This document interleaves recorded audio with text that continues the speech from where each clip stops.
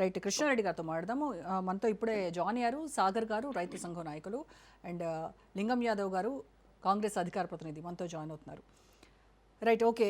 ముందు కృష్ణారెడ్డి గారితో మాట్లాడదాం. కృష్ణారెడ్డి గారు, తెలంగాణలో రైతు ఆత్మహత్యల సంఖ్య పెరిగింది. దాదాపుగా 900 మంది రైతులు ఆత్మహత్యకు పాల్పడ్డారు అని నివేదికలు చెప్తున్నటువంటి పరిస్థితి. తెలంగాణలో బీఆర్ఎస్ ప్రభుత్వ హయాంలో అప్పటి నుంచి చూస్తే ఇప్పటికీ ఆ సంఖ్య తగ్గుతూ వచ్చింది అని నివేదికలు చెప్తున్నటువంటి పరిస్థితి. సో కేంద్ర ప్రభుత్వం ఈ సమస్యని ఎలా చూస్తోంది?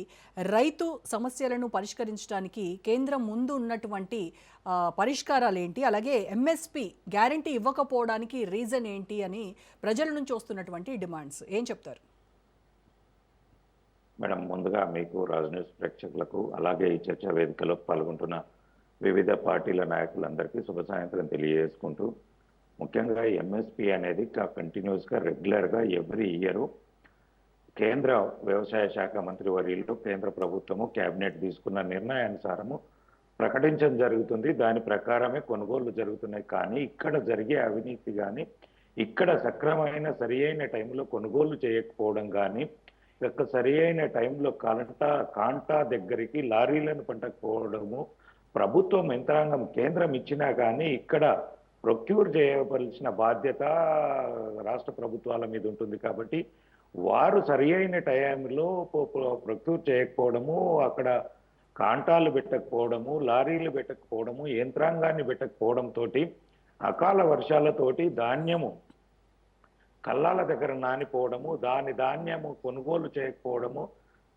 దీనికి అంతటికి ఒక కారణం మేడం. ముఖ్యంగా ఇందాక మనం అన్ని మాట్లాడుతున్నాము, అన్ని అంశాలు డిస్కస్ చేస్తూ ఉన్నాము, రైతుల గురించి అందరం చక్కగా చెప్తున్నాం. కానీ చేసిన విధానపరమైన నిర్ణయాలలో ఇప్పుడు 10 సంవత్సరాలు తను మాట్లాడారు మల్లయ్య యాదవ్ గారు. నేను వారిని విమర్శించడం కాదు, కానీ గత 10 సంవత్సరాలు అంటే ఒక జనరేషన్ అయిపోయేంత, ఇప్పుడు 12 సంవత్సరాలలో మీరు కాళేశ్వరం కట్టారు, పూలేశ్వరం అంటామా, ఇంకేదెల్లంపల్లి అంటాము, అన్ని ప్రాజెక్టులు కట్టారు.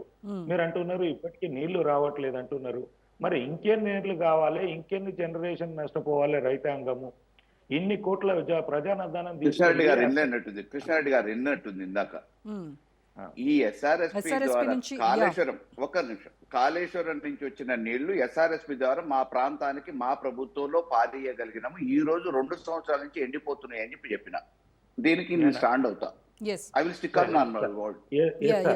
అది ఊట పెరుగుతోంది, బంద్ చేయండి అని అప్పుడు రిక్వెస్ట్లు చేసినటువంటి పరిస్థితి ఉంది అని చెప్పారు. నేను ఆ విషయం విన్నాను సార్. నేను దానికి నెక్స్ట్ కంటిన్యూషన్ చెప్తాను. దీనికి అందరికీ కారణం ఏంటంటే అక్కడ జరిగిన కాళేశ్వరం ప్రాజెక్టు మీద అవినీతి జరిగిందనో, అక్కడ ప్రగుళ్ళు వచ్చినాయనో, ఇవన్నీ వివరాలతోటి అక్కడ ప్రాజెక్టును ఆఫ్ చేయడము, మీకు అందరికీ నీటి విడుదల చేయకపోవడానికి గల కారణాలకు అన్నిటికీ గతంలో జరిగిన పరిణామాలతోటి ఈరోజు పూర్తి స్థాయిలో రైతాంగం ఇబ్బంది పడుతుంది. మీరు చేసిన ఉద్దేశం మంచిది కావచ్చు, కానీ కాంట్రాక్టర్లు కరెక్ట్ కట్టకపోవచ్చు, అక్కడ తీసుకొచ్చిన విధానం కరెక్ట్ లేకపోవచ్చు. ఇవన్నిటికీ కారణాలు ఏంటంటే కృష్ణ మీరు అంటే నేనేమంటా ఒకటే అంటే మళ్ళీ ఫ్లోలో మొన్న మళ్ళీ రైతులందరూ తిరగబడి మీరు ప్రభుత్వం ఆన్ చేస్తారా, మమ్మల్ని ఆన్ చేయమంటారా అంటే ఇంజన్లు ఆన్ చేస్తే నీళ్లు వచ్చినాయన్న అల్ల నుంచి. సరే, దీనికి అంతటికీ ఒక కారణం అండి. దీనికి అంతటికీ కాళేశ్వరం కూలిపోతే నీళ్ళు ఎట్లా వచ్చినాయనా?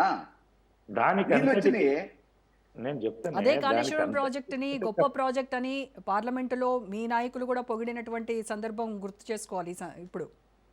మేడం కాళేశ్వరము ప్రాజెక్టు విషయము తప్పు కాదు. అక్కడ జరిగిన అవినీతి, అక్కడ జరిగిన నాసి రకమైన దాని గురించి ఇప్పుడు మనకు ప్రజలకు ఉపయోగపడే చేసేది సక్రమంగా, అవినీతి లేకుండా, అక్రమాలు లేకుండా ప్రజలకు సరి అయిన విధానంగా దానివల్ల నీళ్ళు ఆగిపోలేదన్న అనే దాని మీద నేను ఒక్క ప్రాజెక్ట్ ఇవ్వలేకపోవడానికి కారణం ముందస్తు జాగ్రత్తలు లేకపోవటం, అధికారుల వైఫల్యం, ప్రజాప్రతినిధుల వైఫల్యం తప్ప అల్లా అది కోలటం మూలాన నీళ్లు రావటం మానేలే.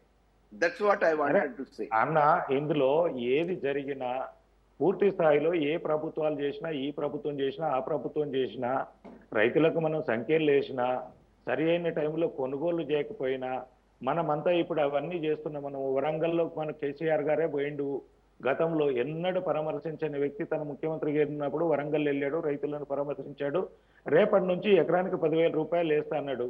ఆయన దిగిపోయేంత వరకు కూడా అన్న మనము రైట్ కృష్ణారెడ్డి గారు, ఇప్పుడు మనం అధికారంలో ఉన్నటువంటి కాంగ్రెస్ ప్రభుత్వము రైతు సంక్షేమం కోసం ఏం చేస్తోంది, ఇచ్చినటువంటి హామీలు ఏ మేరకు అమలు చేసింది, ఎందుకు ఇవాళ రైతులు ఆత్మహత్య చేసుకుంటున్నారు, ఈ సంఖ్య దశాబ్దం క్రితం కంటే ఇప్పుడు చూస్తే ఈ సంఖ్య పెరుగుతూ ఉంది, దీనికి కారణాలేంటి, దీనికి ఎవరు బాధ్యత వహించాలి, దీనిపైన మాట్లాడదాం.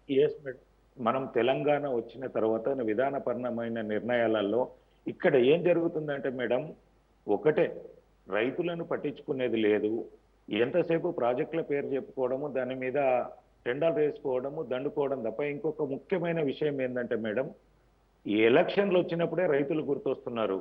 దాని తర్వాత బిజినెస్ వాళ్ళు, కాంట్రాక్టర్లకు తప్ప ఎక్కడ రైతుకి ఇబ్బంది ఉంది, ఏ జిల్లాలో ఎంత అవసరం ఉంది యూరియా అనేది తెలియదు, ఎక్కడ ఏ పంట పండుతుంది తెలియదు, ఎక్కడ 2 పంటలు పండేది ఉన్నది, ఎక్కడ ఒక్క పంట పండుతుంది, అక్కడ ఉన్న మౌలిక సమస్యలు ఏందనేది ఎక్కడ కూడా చర్చలు జరగట్లేదు. ఎంతసేపు ఏంటంటే మనం రైతులకు ఏదో చేస్తున్నాము, నువ్వు తప్పు చేసినావు అంటే నువ్వు తప్పు చేసినావు అనడం, నేను చేసినంటే నేను చెప్పుకోవడం, కానీ గ్రౌండ్ స్థాయిలో ఎక్కడ కూడా రియాలిటీకి చాలా దూరం ఉంది మేడం. ఈ సంవత్సరం కూడా చాలా అకారణమైన వర్షాలు పడ్డాయి. నా కామారెడ్డి ప్రాంతంలోనే అకాల వర్షాలు పడితే ఒక్క బ్రిడ్జి తెగిపోయి 4 చెరువులు తెగిపోయినాయి. నా చేన్లకు వెళ్ళే కాలువ తెగిపోతే ఈ రోజు వరకు ఆ కాలువను కూడా మూడవలేరు. దాంతో ఎకరం 2 ఎకరాలు నాది ఖరాబ్ కాదు, దాని కింద ఉన్న 10 ఎకరాలు కూడా ఖరాబ్ అయిపోయింది. అంటే దీనికి కనీసమైన ఈ రోజు వరకు అక్కడ ఎంఆర్ఓ గారికి నేనే ప్రత్యేకంగా ఫోన్ చేసి మాట్లాడడం జరిగింది. అయినా కానీ ఈ రోజు వరకు ఆ గండి కూడా మూడవలేరు. అంటే రైతుకు దాని కింద బారాల్సిన, చెరువు కింద బారాల్సిన రెండో పంట దగ్గర 50-60 ఎకరాలు పంట పండకుండా పోయింది. ఈ రోజు విత్తనాలు కొనుక్కున్నాడు, వ్యవసాయం వస్తుందని చెప్పేసి ఎన్నో దాని మీద ఆలోచన చేసుకున్న వ్యక్తి ఈ రోజు నిర్వీర్యం అయిపోతున్నాడు. రైట్, అంటే రైతుల్ని ఓటు బ్యాంకుగా మాత్రమే చూస్తున్నారు. వాళ్ళ ఓట్ల కోసము వాళ్ళకి అరచేతిలో వైకుంఠం చూపిస్తూ రకరకాల హామీలు, అలవికాని హామీలు ఇచ్చి రైతులను మోసం చేస్తున్నారు అని అంటున్నారు. Right, okay.